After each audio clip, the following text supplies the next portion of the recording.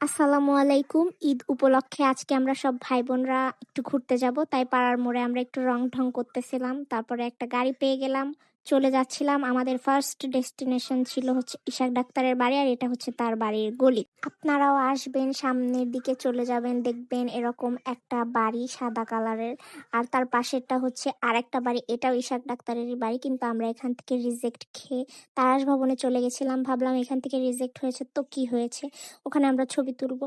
কিন্তু আমাদের এমনই কপাল, এখানেও আমরা রিজেক্ট খেয়েছিলাম। মামা আছেন?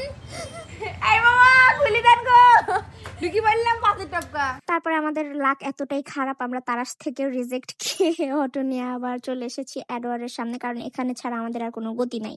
তারপর এখানে এসে আমরা ভাবতেছিলাম এখানেও কি রিজেক্ট খাই, গেটটা আটকানোই কি থাকে। তা না, ভালো, এখানে আমাদের ঢুকতে দিছে। আমাদের থেকেও অনেক অনেক বেশি মানুষজন এখানে ছিল। তারপর আমরা একটু ঘোরাঘুরি করছি, হাঁটাহাঁটি করলাম, ছবি টবি নিলাম।